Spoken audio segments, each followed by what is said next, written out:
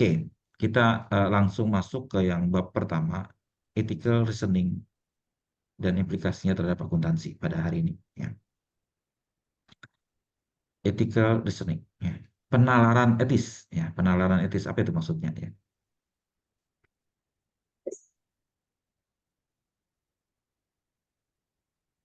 Saya coba ambil ringkasannya saja ya ini. Ya. Ini. Penalaran etis. Jadi orang beretika itu dalam tindak lanjutnya itu timbul dari adanya dia berpikir terlebih dahulu. Ya, reasoning itu kan berpikir. Ya.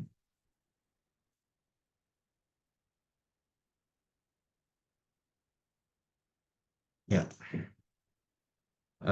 Ini juga saya sharing nanti slide-nya ya. Jadi hmm, ini ada kasus di sini dari buku ya, Betty Vincent saya coba ini. Ya, saya coba uraikan Betty Vincent yang mana kasusnya ya.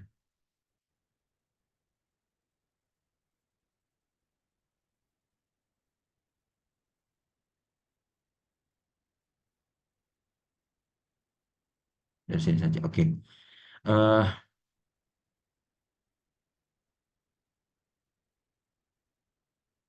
Seseorang menghadapi dilema etis ya. Dilema etis misalnya ya di dalam pekerjaan Anda menemukan adanya eh, kecurangan atau fraud ya. Tindakan kecurangan sesuatu ya tindakan yang sengaja dilakukan untuk kepentingan seseorang tapi melanggar prinsip hukum maupun etika gitu ya. Nah, orang bisa saja eh, melakukan itu ya, walaupun orang itu sebenarnya orang baik ya, tidak bukan orang jahat ya. Jadi etika mungkin orang bisa tidak sadar ya. Jadi sehingga orang yang baik sekalipun bisa melakukan tindakan tidak beretika. Ya. Bisa terjadi loh. Ya, orang itu mungkin bukan orang jahat, ya orang jahat yang seperti kita pikir dia punya maksud tidak baik ya segala macam. Tapi orang baik sekalipun bisa bertindak tidak etis. Itu harus disadari ya. Sehingga ada yang dinamakan ethical blind spot ya. Titik buta. Orang tidak bisa melihat apapun yang dia tidak bisa melihat bahwa ada kesenjangan apa yang dia inginkan dan apa yang sebenarnya dilakukan. Jadi ada ketidaksamaan antara kata dan perbuatan, istilahnya kata atau pikiran dan perbuatan. Nah, bisa terjadi seperti itu, terutama kalau organisasi di mana lingkungan di mana dia tinggal itu membuat dia tidak sadar akan hal tersebut. Misalnya sudah menjadi kebiasaan, sudah menjadi budaya, bahkan sudah menjadi maksud organisasi tersebut dan ada mungkin terinstitusionalisasi dalam bentuk reward system. Ya, kebiasaan sudah, ya itu sangat amat atau sudah membudaya. Nah, itu akan lama-lama orang akan menoleransi itu, ya, tidak menganggap itu hal yang aneh, ya. Nah, itu harus disadari, ya. Jadi etika itu sangat ditentukan bukan hanya dari maksud pribadi orang tersebut, tapi dari lingkungannya, lingkungan organisasi. Nah, itu yang bisa terjadi seperti itu. Ya karena manusia ini makhluk sosial, ya kan makhluk sosial dia berhubungan sama orang lain. Dia bisa eh, apa namanya bersosialisasi dengan orang lain dan bisa menyerap nilai-nilai tertentu dari orang lain. Kalau orang lain ini tidak mendukung dan apa tidak beretika, lama-lama itu akan menular juga ke orang yang bersangkutan walaupun orang itu sebenarnya basicnya orang baik gitu ya. Itu bisa terjadi. Nah, itu harus hati-hati ya. Dan apa namanya? Nah, kita balik lagi. Nah, kalau yang eh, apa tindakan beretika itu seperti apa? Ya, kita kembalikan dulu ya. Sebentar saya sambungkan power komputer saya mau habis.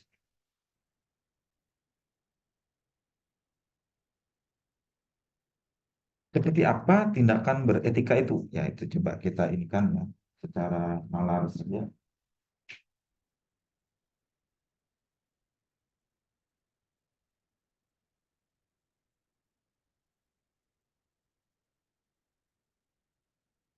Jadi basic dari tindakan etik, terutama dalam akuntansi adalah integritas, ya, integritas.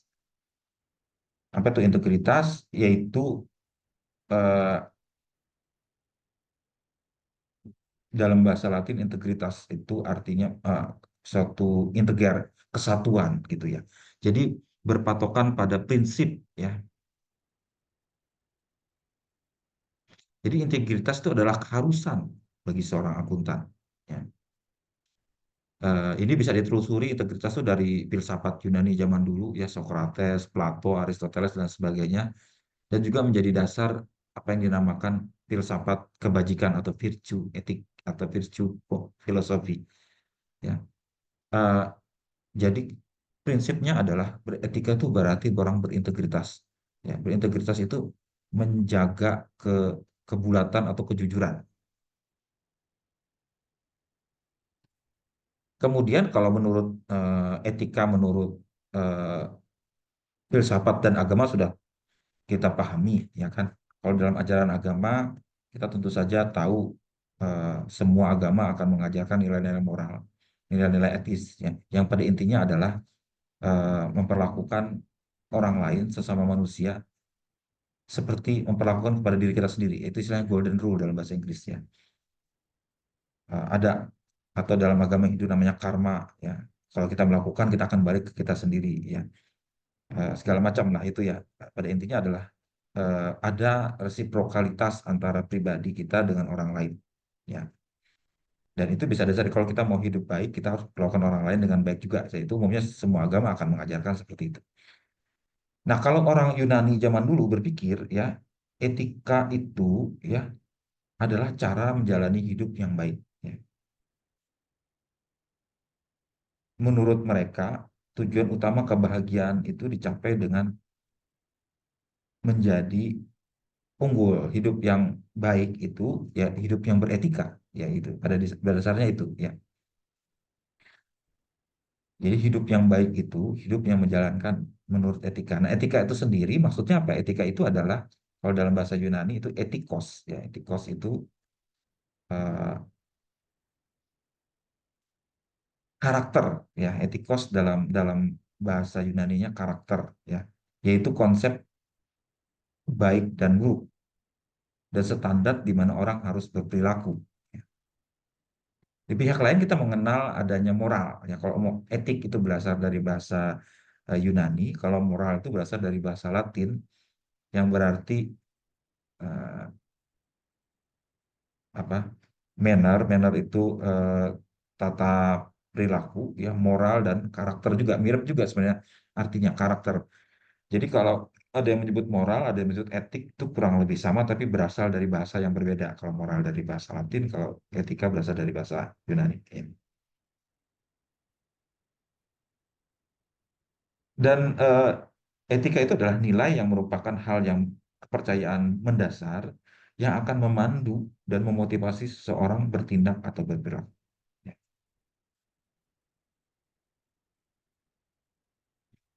Nah, etik itu sendiri dalam artian kita masyarakat sekarang, ya itu kan artian masyarakat Yunani zaman dulu. Kalau atas zaman sekarang diartikan adalah cara di mana seseorang bertindak atau berperilaku. Ya, bertindak perilaku menurut standar perilaku yang diterima oleh orang umum, ya. Atau praktek menurut profesi, atau menurut hukum, atau menurut ekspektasi masyarakat. Ya. Ada juga ahli yang mendefinisikan GA dan Thorne ini mendefinisikan bahwa etika adalah tindakan orang dalam situasi di mana tindakannya akan mempunyai efek terhadap orang lain, ya, terhadap dirinya maupun orang lain. Jadi kalau tindakan itu tidak berefek sama orang lain bukan tindakan situasi etis, tapi kalau dia bertindak sesuatu punya efek terhadap orang lain, itu berarti ada hal berkaitan dengan etika di situ, ya, situasinya. Ya. Nah, ada juga kita kenal ada yang dinamakan norma, ada yang dinamakan nilai. Ya, norma itu adalah eh, apa? Sesuatu yang menjadi eh, hal yang seharusnya ya preskriptif atau normatif ya. Ini harusnya seperti ini, itu normanya ya.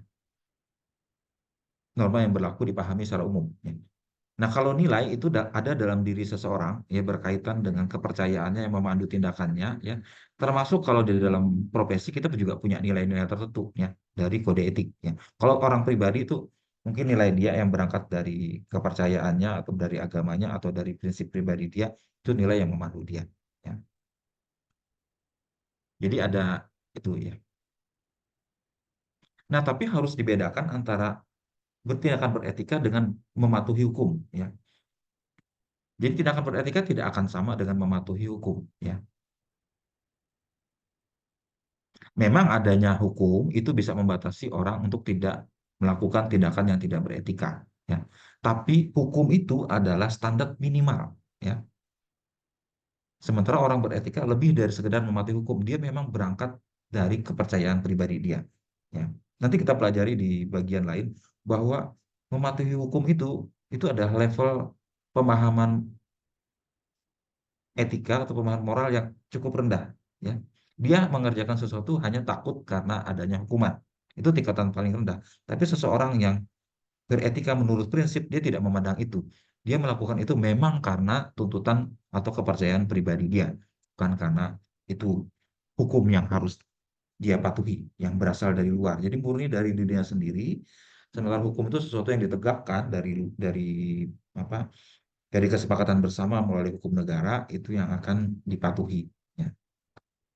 Jadi kepatuhan saja terhadap hukum tidak sama dengan tindakan beretika. Ya. Bagaimana orang yang menyasar apa, memanfaatkan celah hukum, ya, yaitu tindakan bisa bukan merupakan tindakan beretika kalau misalnya seperti itu, ya. Tapi kita harus sadar ya, walaupun kita sudah patuh terhadap hukum itu bukan bukan bukan mencerminkan bahwa dia beretika atau tidak, ya. Nah, harus disadari seperti itu, ya. Tapi dalam kondisi tertentu ada yang dinamakan gray area, tidak jelas, ya. Hukumnya tidak jelas. Ini bagaimana ini, ya. Maka eh, kita akan berpatokan pada nilai etika yang kita punyai. Mungkin hukum memperbolehkan atau tidak melarang, tapi kita tidak melakukan itu karena kita menganggap itu bukan bukan cara yang benar, ya. Dan itu terutama berpatokan adalah bahwa kita tidak boleh hanya memandang kepentingan kita sendiri, diri sendiri, atau self interest, tapi berpatokan pada hal yang lebih luas dari itu. Dan ada juga pendapat ya kita tidak bisa punya nilai moral yang sama, ya. Ada relativisme, ya. Mungkin kita punya budaya yang berbeda, ya, kebiasaan yang berbeda, kebiasaan di sana nggak bisa dibawa ke sini, misalnya seperti itu. Tapi pada intinya sebenarnya nilai etika itu punya prinsip yang universal, ya, tidak bisa kita punya alasan bahwa ini kebiasaan di sini, di sana tidak, jangan memaksakan satu terhadap lain. Cuman ada hukum yang berlaku di universal di mana-mana. Ya tadi itu tidak boleh menyakiti orang lain itu berlaku di mana-mana. Misalnya dalam budaya tertentu diperbolehkan orang mendominasi orang satu terhadap orang yang lain. Ya. Misalnya dalam budaya patriarki, ya, itu bisa saja kelompok secara umum memaksakan kehendaknya terhadap orang pribadi. Ya.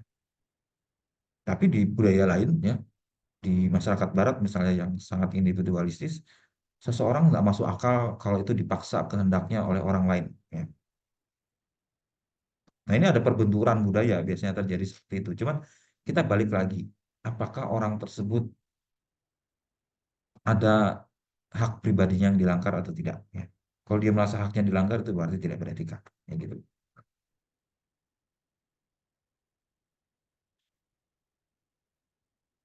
Nih, eh, orang masyarakat mungkin akan berbeda dalam cara penerapan, tapi semua setuju akan prinsip-prinsip dasar etika itu. Ya.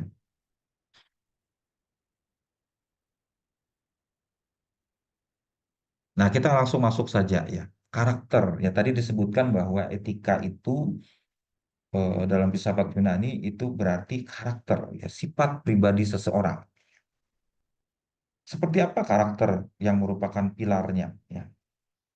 Nah, ini si Morris Winston Morris paling tidak menjabarkan ada 6 pilar karakter seseorang beretika. Ya, ini dalam bahasa Inggris ya. Trustworthiness, bisa dipercaya. Ya. Respect, menghargai. Responsibility, bertanggung jawab. Fairness, keadilan. Ya. Kemudian caring, peduli, mempedulikan. Kemudian citizenship itu berarti menjadi bagian dari masyarakat yang lebih luas, ya. Kewargaan atau eh, kita adalah bagian dari masyarakat yang lebih luas, bukan berdiri sendiri. Ya, ini 6 prinsip dasar dalam karakter berkaitan dengan tindakan beretika. Pertama, kita bahas trustworthiness. Itu berarti kalau seseorang bisa dipercaya itu karena mempunyai karakter jujur, honest, ya, bertindak dengan integritas. Integritas itu sepenuhnya eh, sesuai apa adanya, ya, kemudian dapat diandalkan, reliable, dan menunjukkan adanya kesetiaan atau loyalitas dalam hubungan dengan orang lain, ya. Bisa diandalkan atau tidak, ya. Seseorang tidak bisa diandalkan itu berarti dia tidak punya karakter yang beretika, ya. Honesty atau kejujuran itu adalah etika paling dasar, bahwa kita harus mengungkapkan kebenaran apa yang kita tahu tanpa adanya penipuan atau penyembunyian. Jujur, ya, honesty, jujur, ya. Ungkapkan apa adanya, tidak ada yang ditutupi, tidak ada yang dibohong-bohongi, ya. Kemudian integritas itu berani, kuat dan berani untuk menunjukkan kepercayaan atau convictionnya, ya. Kemudian reliabilitas itu bisa memegang janji atau komitmen. Kualitas itu tidak melanggar kepercayaan yang diberikan kepadanya. Nah, ini kan semua sifat-sifat baik sebenarnya yang kita sudah tahu, ya. Itu disimpulkan ini sebagai trustworthiness, ya. Jadilah seseorang yang bisa diandalkan dan dipercaya, makanya dikatakan beretika, ya. Trustworthiness. Kemudian eh, kedua adalah respect. Ya, respect itu memperlakukan setiap individu dengan penuh penghargaan, ya. Dia punya martabat, ya. Setiap orang punya martabat yang harus kita hargai, ya. Berarti kita harus memperlakukan orang lain dengan penuh hormat, ya, dengan selayaknya, ya, dengan otonomi dan toleransi dan mau menerima orang lain. Itu respect, ya. Kemudian responsibility, kita bertanggung jawab, yaitu kemampuan, ability untuk mencerminkan tindakan dan berusaha menjalankannya dengan se apa se secermat mungkin, ya. Jadi berani mengemban apa yang menjadi kewajiban kita. Nah, itu tanggung jawab. Kemudian fairness itu memperlakukan orang lain dengan adil, tidak tidak memihak dan terbuka, ya. Kemudian caring, peduli atau kita mempunyai empati, ya. Empati adalah kemampuan untuk memahami, sensitif dan peduli terhadap perasaan orang lain, ya. Caring dan empati itu, peduli dan empati itu saling mendukung sama lain sehingga membutuhkan seseorang itu bisa memposisikannya diri terhadap orang lain, ya. Kemudian citizenship itu bahwa kita adalah bagian dari masyarakat yang lebih luas, ya. Berarti kita harus mau mengambil posisi kita dengan menaati hukum, memahami isu-isu yang ada dan bersedia bergotong royong untuk masyarakat dan juga menunaikan tanggung jawab atau kewajiban kita kepada masyarakat. Itu. Itu adalah prinsip-prinsip dasar, ya. Kemudian apa? Kalau kita mengemban karakter, ya, melaksanakan 6 karakter ini dengan baik, kita akan dipandang punya reputasi terhadap orang lain. Reputasi itu adalah kualitas atau karakter yang dimiliki publik terhadap seseorang atau sekelompok orang atau organisasi, ya. Kalau seseorang terus-menerus bisa mempertahankan 6 pilar tadi itu, dia pelan-pelan akan memupuk apa yang dinamakan reputasi, ya. Atau nama baik, ya, me- mengakumulasikan nama baik itu, baik secara pribadi, kelompok maupun organisasi. Organisasi yang secara terus-menerus, secara konsisten punya karakter yang tadi itu, lama-lama dia akan dipercaya, ya. Bahkan mungkin dia akan membuat apa yang dinamakan modal sosial, ya, sosial kapital. Ada beberapa penelitian menyatakan bahwa organisasi yang mencerminkan karakter yang bagus, dia umumnya berumur panjang. Ya, berumur panjang itu organisasi itu tahan dalam waktu yang sangat lama, ya, eh, terus-menerus hidup, bahkan dalam saat krisis sekalipun mereka mampu bertahan. Ya. Kenapa? Karena dia memupuk apa yang dinamakan sosial kapital. Ya. Masyarakat dalam tanda kutip menyayangi organisasi ini, ya, karena dia telah memberikan sesuatu kepada masyarakat, sangat peduli terhadap masyarakat, jujur, kemudian apa, menghargai, peduli, ya, selalu me- me- mem- memperhatikan konsumen, karyawan, masyarakat sekitar dengan baik, dia akan biasanya sukses melewati saat-saat krisis terjadi karena dia disupport sepenuhnya oleh seluruh stakeholdernya. Nah, itu social capital atau kita sebut juga reputational capital itu adalah sesuatu yang juga harus disadari, ya. Memang perlu waktu yang amat panjang untuk kita membangun reputasi itu, ya. Tapi sekali hancur reputasi biasanya hancur, ya, sekali lancung ujian nih hilang semua reputasi itu bisa hancur dalam waktu sekejap, ya. Apa yang dibangun bertahun-tahun mungkin akan jatuh hilang kalau kita gagal dalam dalam melaksanakan kepercayaan tadi itu, ya.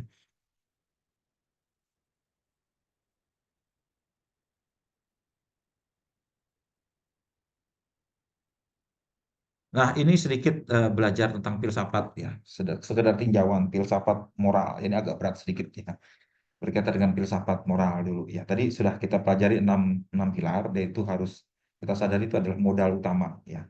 Kalau kita mau bentuk apa yang dinamakan reputational capital, itu juga sebenarnya ide penelitian yang menarik sebenarnya, ya. Saya pernah baca, ya, ini bahkan di jurnal finance, ya, jurnal of finance, ya. Dia mau mengukur social capital atau dengan reputational capital terhadap kemampuan perusahaan bertahan secara keuangan di dalam kondisi krisis, ya. Hasilnya tadi yang seperti saya bilang, ya, perusahaan itu ternyata bisa melewati masa-masa sulit, ya, karena dia punya social capital yang bagus. Social capital diukur dengan macam-macam caranya, misalnya dengan mengukur CSR, ya, aktivitas corporate social responsibility.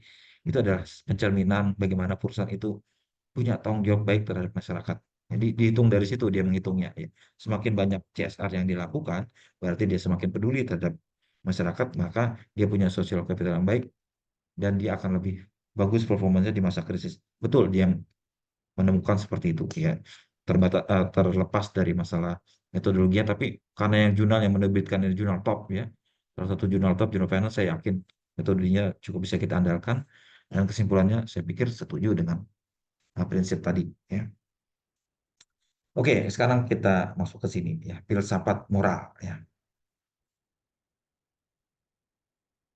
Nah, kalau berkaitan dengan moral, ya, atau tadi kurang lebih dengan etik, ya, kenapa seseorang melakukan tindakan beretika itu ada dasarnya kalau menurut filsafat. Pertama, berdasarkan teleologi, ya, dan deontologi, dan ada kebajikan, tiga hal ini, ya. Saya langsung definisikan saja, ya. Teleologi itu telos dalam bahasa apa? eh, dalam bahasa Yunani, ya.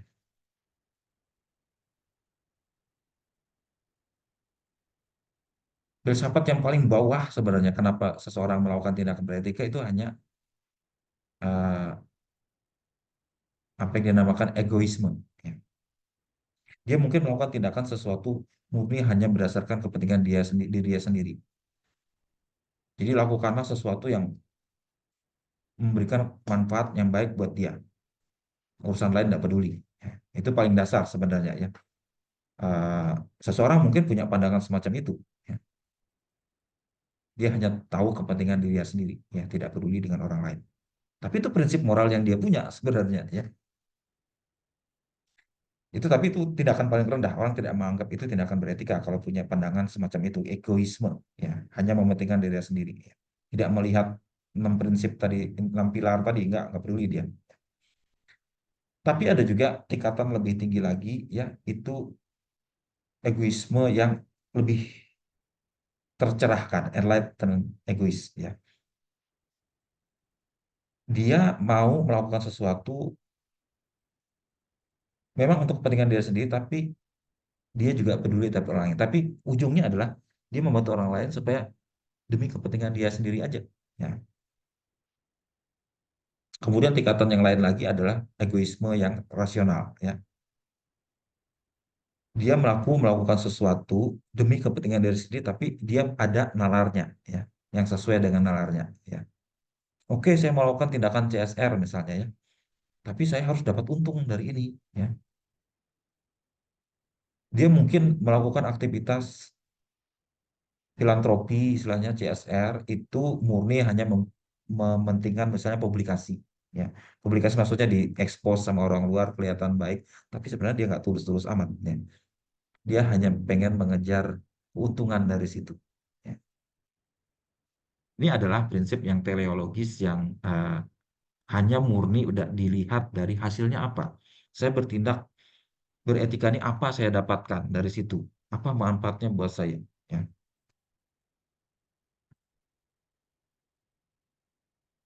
Misalnya ya sekarang lagi rame ini ya sepak bola ya. Ada pemain sepak bola yang tidak mau bergabung ke satu tim, timnas kita misalnya. Dia punya pendapat begini, apa manfaatnya buat saya katanya. Repot-repot saya bergabung ke sana, apa manfaatnya buat saya. Nah itu boleh dikatakan dia pemikirannya sepertinya egoistis, ya, egoisme. Ya. Dia tidak melihat hal-hal lain ya, yang mulia sifatnya. Kenapa seseorang mau melakukan sesuatu dia, apa manfaatnya saya bergabung dengan saya nggak ada pentingnya. Nah berarti kan orang ini sebenarnya nggak tulus, nggak ini nggak ini ya. Pemain-pemain tertentu mungkin dia tulus murni karena memang punya ikatan emosional atau ikatan pribadi atau ikatan keluarga untuk melakukan itu. Ya. Dia tidak memandang manfaatnya manfaat nomor sekian lah. Saya memang suka. Nah itu berarti kan memang pandangannya berbeda, ya kan? Itu yang pertama. Teleologis itu berdasarkan apa hasilnya, ya. Nah, berdasarkan hasilnya ada juga yang menyebutnya utilitarianisme, utility, murni berdasarkan itu adalah hal yang terbaik bukan untuk diri sendiri tapi untuk orang semua, ya. Jadi sesuatu dikatakan bermoral itu kalau memberi manfaat kepada orang banyak. The greatest good of to greatest number, ya. Ya. Kalau sesuatu itu memberi manfaat kepada orang yang tidak hanya satu segelintir tapi sedemikian banyak orang dan manfaatnya banyak itu dikatakan etis, ya. Ini ada filsafat dari Inggris, Bentham and Mill itu biasanya gini, ya, ya itu, ya. Kalau itu memberi manfaat kepada masyarakat secara lebih luas, ya itu etis saja, ya.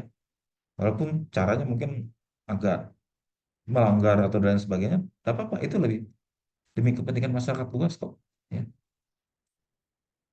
Misalnya ya, di satu negara pemerintahnya otoriter, ya. Tapi tujuan dia adalah terutama meningkatkan kesejahteraan masyarakat dulu. Itu kan prinsip utilitarisme dalam dalam politik ya. Eh, Jadi dia membatasi kebebasan sipil dalam rangka menumbuhkan dulu ekonomi masyarakatnya. Orang berpandangan utilitarisme mungkin bisa mentoleransi itu. Ya. Jangan lihat dari apa tindakan otoriter itu. Dia manfaatnya apa dulu, ya dia bilang. Hmm. Tindakan otoriter bukan berarti tindakan tidak etis, tapi dia manfaatnya apa dulu? Ya manfaatnya adalah mensejahterakan masyarakat. Nanti setelah masyarakat sejahtera, oke lah situ demokratis atau tidak. Ya. Itu bisa pendapat semacam itu. Ya demikian juga dalam aspek pribadi misalnya ya. Biasanya ini berguna untuk kepentingan publik ya karena dia menyangkut kepentingan masyarakat banyak tidak orang pribadi-pribadi. Cuman kalau orang pribadi juga berpikir ya, saya melakukan ini manfaat buat saya dan orang lain apa? Ya. Kalau itu memberi manfaat itu adalah baik buat saya. Itu adalah etis buat saya. Ya. Tapi kalau tidak memberi manfaat dan justru merugikan orang banyak, lebih banyak mudaratnya itu tidak etis seperti itu. Masuk akal sebenarnya ya. Tapi ini kesulitan dalam menerapkan ini. Pertama, kita impossible atau mustahil untuk melihat konsekuensi kita memberi manfaat buruk, baik atau tidak. Nah, itu agak sulit ya. Kadang-kadang juga konsekuensi yang mau kita inginkan itu tidak bisa kita ukur dengan mudah. Ya. Bisa jadi seperti itu. Ya. Itu literalisme. Ya. Tapi ide asalnya bolehlah kita bedakan beda dengan mereka yang egoistis ya. Dia murni melihat bukan kepentingan orang per orang, tapi kepentingan orang banyak. Ya. Ada yang bentuknya utilitarian berdasarkan tindakan act utilitarian atau rule utilitarian ya. Dari tindakannya atau dari nilainya ya. Nah, kalau tadi teleologis, ini aliran kedua ya, aliran kedua melihat tindakan etis itu murni berdasarkan memang itu kewajiban kita ya. Deontologi itu juga berasal dari bahasa Yunani, deon itu artinya duty atau kewajiban atau tugas kita ya. Jadi etika moral itu bukan masalah kita dapat apa, tapi murni berdasarkan itulah kewajiban kita sebagai seorang manusia. Manusia diciptakan untuk melakukan tugasnya, yaitu melakukan tindakan yang beretika. Kalau seseorang tidak beretika itu bukan tindakan manusia ya, yang seharusnya atau bukan fitrahnya sebagai seorang manusia. Nah, seperti itu deontologi beranggapan seperti itu. Nah, norma moral akan menjadi landasan untuk tindakan dia. Jadi tugas tadi itu mungkin berangkat dari norma-norma di mana dia bertindak situ. Dia tidak melihat konsekuensinya apa ini memberi manfaat atau tidak, nggak peduli. Tapi ini adalah tugas kita. Ya, kita tidak boleh melakukan ini karena ini memang harus kita hindari. Kita harus melakukan ini karena kita percaya ini adalah tugas kita. Mau hasilnya buruk, mau hasil baik itu tidak peduli. Bukan itu yang jadi pokok pokok pikiran kita dalam melakukan tindakan ini. Ya. Jadi lebih mementingkan tindakannya bukan berdasarkan hasilnya apa. Ya, kita harus melakukan ini karena ini tugas kita. Ya. Nah, beda tadi ya, yang tadi apa, yang pemerintahnya otoriter tadi bisa dimaklumi karena dia punya maksud baik ya. Nah, ini dia tidak mau seperti itu. Kita harus menghargai pendapat masyarakat, pendapat publik. Itu tugas kita. Harus kita menegakkan pemerintahan yang demokratis, bukan otoriter. Nah, seperti itu. Jadi beda pandangan nih dua dua ini ya, dua alirannya akan berbeda pandangan. Nah, ini ada macam-macam ya. Ini ada filsafat menurut Kant, Hobbes dan Locke dan sebagainya ya. Eh, ini saya lewatkan saja ya. Dan aliran ketiga ya, aliran ketiga tadi ada tiga kan, Eh, teleologis, deontologis, dan ketiga adalah virtue. Virtue itu diterjemahkan dalam bahasa Indonesia kebajikan. Ya, virtue, hal yang baik atau hal yang mulia untuk dikerjakan. Ya, virtue dalam bahasa Inggris virtue itu artinya kebajikan. Ini adalah bahwa eh, virtue atau kebajikan itu adalah memang kebiasaan atau karakter seseorang. Dia bukan bukan sesuatu berkaitan dengan hasil, bukan sesuatu berkaitan dengan tugas, tapi memang itulah pencermitan diri dia. Ya, kalau menurut Plato itu virtue itu ada empat: kebijakan, ya wisdom, kebijaksanaan, keberanian, temperance itu menjaga menjaga diri, ya pengendalian diri, justice berarti keadilan. Ya. Atau ada macam-macam yang lain ya, kebaikan, penghargaan diri, sikap yang baik, dan sebagainya. Ya. Dan sifat yang buruk seperti pengecut, tidak sensitif, tidak adil, atau melakukan sesuatu yang tidak tidak vanity itu ceroboh gitu ya. Nah, kalau menurut virtue etik itu adalah karakter seseorang. Seseorang harus mencerminkan karakternya, ya, cara dia hidup, ya, cara dia hidup. Eh, Hidup yang baik menurut dia adalah hidup yang seperti itu. Ya, memang sudah merupakan kebiasaan cara hidup seseorang. Dia tidak melihat ini adalah merupakan berpikir apa hasilnya atau berpikir ini kewajiban yang dikenakan pada dia, tapi dia berpikir inilah hidup yang baik seperti itu. Ya, itu adalah virtue etik. Ya, sesuatu memang muncul dari memang sifat pribadi yang harus dijalani seseorang.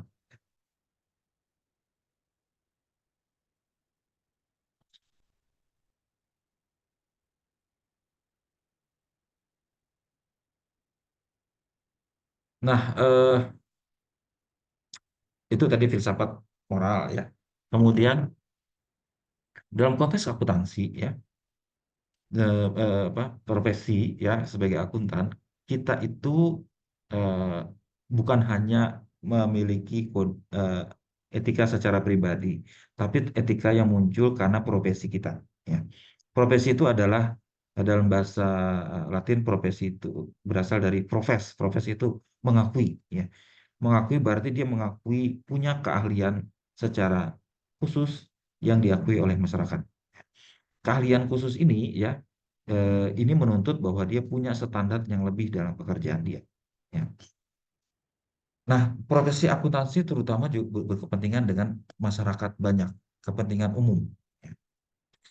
Berbeda dengan profesi eh, dokter, ya, pengacara itu biasanya bertanggung jawab terhadap orang per orang yang dia layani. Ya. Dokter dengan pasiennya, pengacara dengan kliennya. Akuntan itu punya klien juga, tapi klien ini adalah orang yang justru dia layani untuk kepentingan orang lain lagi di balik itu, ya. Masyarakat umum keseluruhan yang tidak langsung terlibat berhadapan dengan dia. Tapi itulah yang harus dilayani. Ya, itu agak uniknya profesi akuntan ini, ya. Dia melayani orang yang tidak langsung dilihat sama dia. Tapi dia harus berpikir dia punya dampak terhadap orang tadi itu, ya. Kepentingan masyarakat umum. Ya. Dan itu menuntut dia bersikap independen, ya. Independen. Jadi tidak melayani apa yang disuruh orang, tapi melayani orang yang tidak terlihat tadi itu. Dan menuntut dia juga bersikap objektif, ya, dan bertindak dengan penuh kehati-hatian, ya, dan menjalankan apa yang dinamakan skeptisisme profesional. Skeptis ya, skeptis itu adalah sifat seorang akuntan tidak mudah percaya, skeptis. Ya. Nah ini kode etik itu bagiannya secara lebih ini. Ya. Nah kalau kita bandingkan virtue etik tadi kan etika karena itu memang merupakan karakter seseorang yang muncul dari seseorang yang baik. Nah, kalau kita bandingkan standar menurut ini kan Anda pelajari khusus nanti itu ya. Cuman saya mau bandingkan ini ya. Jadi sebenarnya seorang akuntan itu bisa mendekati sebenarnya seorang yang menjalankan virtue etik ya. Etika berdasarkan sifat pribadi dia ya.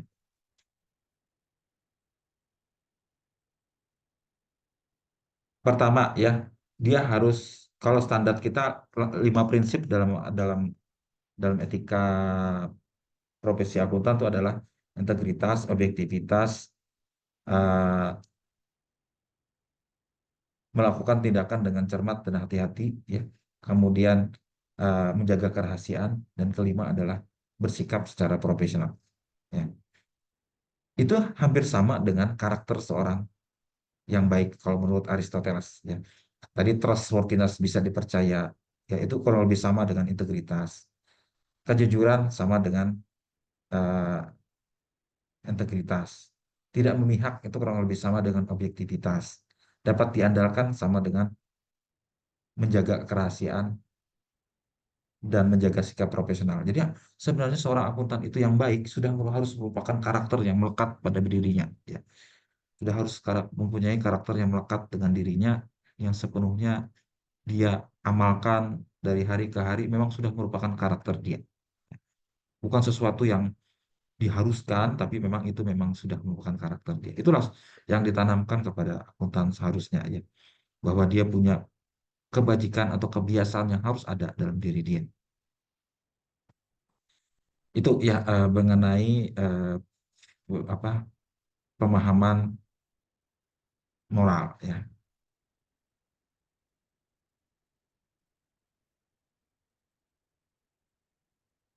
Nah, eh, apa namanya? eh, Pengantar ini ya saya berikan sebagai pembukaan Anda sekalian berpikir bahwa bagaimana sepenuhnya kita sudah memahami tadi ya, bagaimana sepenuhnya seorang harus mencerminkan karakter-karakter tadi itu ini akan sepenuhnya apa ditanamkan terus-menerus ya, bukan hanya di level pengetahuan secara pribadi, tapi juga organisasi ya harus mendorong dia terus-menerus memiliki karakter ini. Ya. Jadi ada eh, bukan hanya di level pribadi orang per orang, tapi juga di lingkungannya harus mendukung untuk terus-menerus menyadari itu, ya, dipupuk terus-menerus, dibiasakan, dibudayakan, itu akan jadi karakter seseorang. Ya. Sama seperti kita mendidik seorang anak, misalnya ya, dibiasakan, ditekankan, ya, dimonitor terus-menerus, ya, lama-lama akan jadi kebiasaan dia. Nah, itulah pentingnya pemupukan etika bukan hanya di level pribadi, tapi juga organisasinya harus menerus-menerus menekankan itu dan juga ada teladan dari pimpinannya, dari leadernya untuk memperhatikan hal tersebut. Ya. Kalau hanya di level pribadi orang per orang, tapi lingkungannya dan pemimpinnya tidak memperhatikan itu hilang. Ya, seseorang mungkin seperti arus yang terus-menerus terlalu kuat bisa runtuh juga, seperti itu ya. Eh, Makanya organisasi profesi harus sepenuhnya menumbuhkan, yang membiasakan itu, sehingga itu sudah merupakan menjadi karakter pribadi dia yang sepenuhnya bisa dipertahankan terus-menerus. Ya, seperti itu apa penjelasan saya untuk mengenai eh, eh, penalaran etis ini. Ya. Jadi perlu diingat ya tadi etis itu tidak sama dengan menaati hukum, ya, tapi lebih dari itu. Hukum hanya itu adalah standar yang paling rendah, ya, dan harus lebih dari itu. Oke, sejauh ini ada pertanyaan? Ya. Ini pengantar saja dari saya, nanti minggu depan kita masuk ke hal yang lebih eh, dalam lagi. Ya. Ada pertanyaan sejauh ini?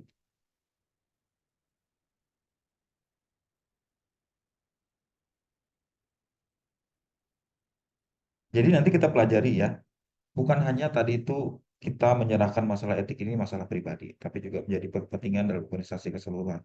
Jadi kita pelajari di level organisasi seperti apa. Kebanyakan tindakan beretika terjadi karena organisasinya abai ya, untuk menegakkan itu. Bahkan mendorong justru ya, karyawan untuk berperilaku tidak etis. Ya. Secara sadar maupun tidak sadar. Ya. Secara tidak sadar mungkin karena dia tidak memberikan teladan yang baik sehingga ya terserah masing-masing aja melakukan itu, ya. Atau justru dia mendorong secara mungkin tidak maksudnya untuk mendorong tindak tidak etis, tapi mendorong hal lain yang menjerumuskan mereka melakukan tindakan tidak etis. Misalnya ya, organisasi itu terlalu mementingkan pencapaian hasil, ya. Kalau Anda belajar di teori manajemen kontrol, kalau terlalu kita menekankan hasil, mereka akan menghalalkan segala cara untuk mencapai hasil. Akhirnya mendorong mereka bertindak tidak etis. Misalnya kita mengejar laba, ya. Laba terlalu ditekan-tekankan, diagung-agungkan, atau justru menjadi indikator kinerja yang harus dicapai tiap orang. Organisasi turun ke orang masing-masing, ya. Kalau itu nggak hati-hati, itu akan menjadi kebiasaan mereka mengejar sesuatu dan menghalalkan segala cara. Menghalalkan segala cara itu bisa menjerumus hal-hal lain, ya. Mereka memanipulasi data, memanipulasi hasil, melakukan tindakan kecurangan, ya, menipu klien, menipu konsumen, ya, demi untuk mendapatkan hasil lebih tadi itu, ya, melakukan manipulasi laporan keuangan, ya, kecurangan laporan keuangan atau manajemen laba. Nah, ini parah sudah kayak gitu, ya. Nah, dia mungkin tidak bermaksud untuk melanggar etika, cuman cara dia yang terlalu berlebihan tadi mendorong orang ke arah yang berbeda. Nah, itu harusnya begini, ya ternyata harus ke sini. Ya. Ya, kan harus hati-hati, organisasi harus hati-hati ya. Jangan terlalu berlebihan seperti itu dan harus ada melihat konsekuensinya apa untuk tindakan di organisasi pegawai dalam organisasi. Ya. Atau justru itu bukan merupakan maksud organisasi. Ya. Misalnya ya di organisasi pemerintahan, ya. Orang punya persepsi buruk bahwa organisasi pemerintahan itu penuh dengan korupsi. Ya sudah dikenal lah biasanya persepsi korupsi itu sangat kental ya kan.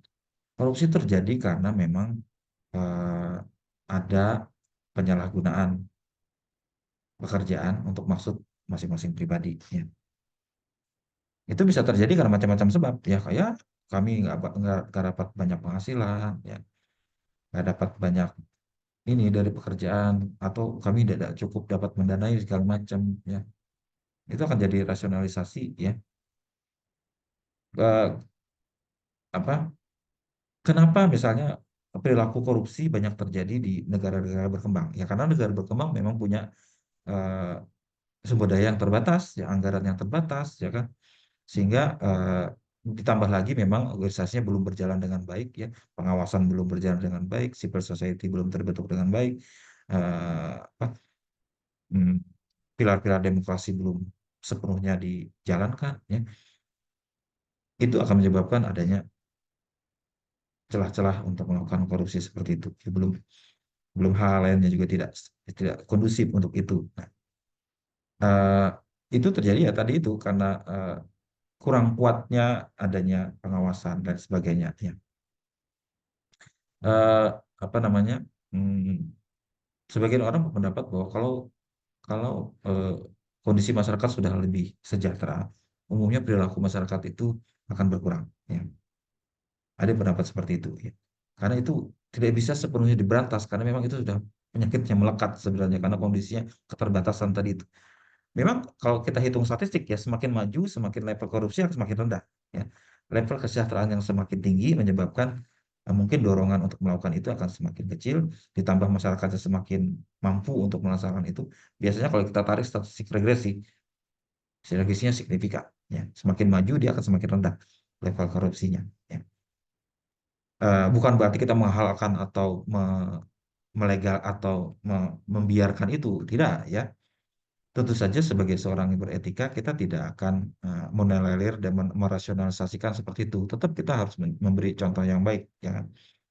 Anda-anda yang bekerja di pemerintahan mungkin ya di zaman sekarang sudah amat baik, ya kan? Banyak didorong zona integritas dan lain sebagainya, menghindari tindakan-tindakan yang berkaitan dengan hal tersebut, penyalahgunaan jabatan. Sangat baik sekarang, kita perkembangannya sudah sangat positif, ya. Mudah-mudahan itu akan semakin kita membaik ke depannya. Dan Anda harus menjadi agen-agen etika juga di tempat kerja Anda, ya. Tidak boleh excuse atau alasan-alasan tertentu membolehkan kita melakukan tindakan tidak beretika, ya. Ya baik itu eh, kita gajinya kurang, kita ini jangan jadikan alasan, ya. Anda justru menjadi pendorong orang untuk berpikir sebaliknya, ya. Misalnya tadi, ya, ini bukan sifat saya untuk melakukan ini. Ya paling tidak kan itu menularkan dengan orang lain dan membiasakan itu dengan orang lain juga amat baik. Nah itu, ya. Oke, ada diskusi, ada pertanyaan, atau ada sharing dan lain sebagainya berkaitan dengan ini. Mungkin ada ide tertentu yang mau Anda ajak bincangkan, silakan.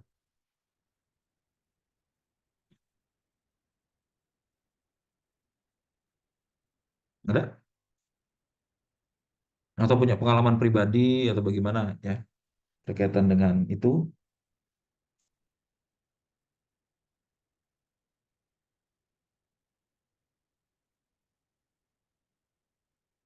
Nanti kalau kita belajar dilema etis, ya dilema etis itu adalah kondisi di mana keadaan atau kondisi menyebabkan kita berpikir ulang apa yang harus kita lakukan dalam kondisi seperti ini, ya. Kita menghadapi situasi di mana ada orang lain melakukan tindakan beretika atau ada keadaan yang menuntut Anda mengambil keputusan tidak beretika, apa yang harus Anda lakukan? Itu akan coba kita telaah nantinya. Kita pada prinsipnya tidak boleh tinggal diam, ya. Tidak boleh membiarkan. Kalau Anda membiarkan, Anda juga terlibat. Yaitu dalam hukum sekalipun seperti itu juga. Kalau Anda tahu tindakan kejahatan dan Anda membiarkan, Anda juga ikut terlibat, ikut bersalah di dalamnya. Nah itu. Eh, Pada prinsipnya yang akan kita pelajari nanti adalah kita berani mengambil posisi, ya. Kita sudah tahu apa yang baik, ya. Tadi itu prinsip-prinsip tadi sudah merupakan mengajarkan kita itu harus yang harus kita lakukan. Prinsip jujur, berintegritas, bertindak objektif, itu yang harus kita lakukan, ya. Kalau melenceng dari itu tidak beretika.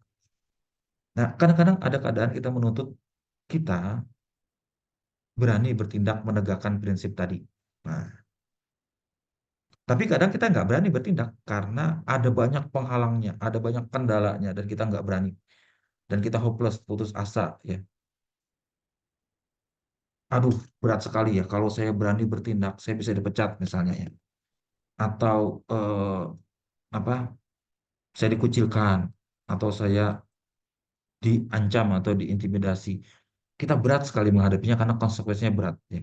Tapi kita juga belajar harus cari cara untuk mengatasi kendala yang berat tadi itu. Kita harus cari cara ya. Minimal punya sesuatu yang kita bisa rangkul, kita bisa dorong ya, atau kita bisa suarakan agar itu tidak terjadi atau bisa diatasi atau bisa dikoreksi atau bisa dihentikan ya, seperti itu yang mau kita pelajari nanti. Jadi kita tidak tinggal diam, tidak membiarkan ya. Itu yang akan kita dorong nantinya ya. Jadi misal di depan ada menghadapi kondisi tertentu ya, pikir jangan kita membiarkan ya, atau justru lari ya. Ada dulu kasus ya waktu mahasiswa, ada bicara kasus apa yang harus Anda lakukan di kondisi ini. Saya berhenti kerja Pak dari situ. Hmm? Maksudnya apa? Ya daripada menghadapi masalah seperti itu saya berhenti saja pekerjaan dari situ dan saya pergi ya. Ya mungkin itu bisa mengatasi masalah ya dengan lari dari masalah. Tapi saya bilang Anda tidak memecahkan masalah, Anda lari dari masalah sebenarnya ya. Eh, Bisa jadi seperti itu cara cara paling mudah, hit and run ya, lari ya, survival ya. Eh, tapi kan itu bukan sesuatu yang baik. Anda mungkin tidak mau terlibat dan membiarkan, ya Anda sebenarnya nggak beretika juga ya. Anda membiarkan dengan kata lain, tidak mau ngurusi. Sementara kita harus tahu bahwa kita harus peduli, ya kan? Harus peduli. Nah itu yang juga harus kita sadari Bu. Ada eh, seberapa jauh kita berani menghadapinya. Nah itu yang akan kita coba dorong di pertemuan-pertemuan mendatang ya. Termasuk juga beberapa kasus yang akan kami ajukan untuk Anda coba telaah seperti apa yang harus Anda lakukan dalam kondisi seperti ini, apa yang kita bisa lakukan ya, bukan hanya tinggal diam dan membiarkan, tapi kita bertindak dari itu ya, bukan hanya niat tapi harus jadi tindakan, seperti apa membawa itu menjadi tindakan yang beretika. Oke, bisa dipahami ya. Eh, Pengantar dari saya untuk mata kuliah ini ya, nanti akan kita bahas lebih dalam di pertemuan mendatang ya. Eh, Nanti akan saya sharing bahan-bahannya ya. Semua akan lengkap saya berikan dan ada beberapa tugas yang juga harus Anda kerjakan ya. Terutama tugas itu adalah diskusi ya. Karena kuliah di magister itu harus banyak diskusi. Jadi tolong Anda jangan tidak hanya tinggal diam tapi harus beraktif berkontribusi ya. Kita saling tukar pikiran ya, tukar pengalaman itu penting ya. Bukan hanya saya satu arah saja yang ngomong, Anda ngomong ya, ya kurang bagus ya. Itu prinsip pembelajaran di tingkat magister, umumnya kita saling bertukar pikiran, tukar pandangan. Oke, ada yang bisa diungkapkan?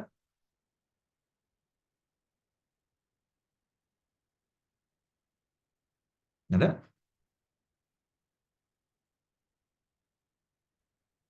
Oke, kalau tidak ada, saya akhiri ya ini. Pertemuan pertama mungkin belum panas ya kan. Nanti saya mau mengharapkan pertemuan kita di pertemuan datang akan lebih aktif lagi karena itu justru eh, hakikat dari perkuliahan di tingkat magister ya. Oke, kalau tidak ada, saya akhiri dulu untuk pertemuan pembukaan pada hari ini. Kita akan ketemu di pertemuan mendatang ya. Eh, Rencana kita ketemu mau ketemu langsung besok ya jam 9. Tolong Anda datang yang bisa datang ke kampus. Tolong datang ya, nanti ada sedikit pengarahan ya, perkenalan dan pengarahan dan bagi hal yang kita bisa ungkapkan di sana ya. Oke, kalau tidak ada saya akhiri ya, sampai ketemu di minggu depan ya. Dengan waktu yang sama jam 9 minggu depan ya. Eh, dan kondisi yang lebih baik lagi. Oke, selamat malam, selamat istirahat, sampai ketemu lagi minggu depan. Saya akhiri ya.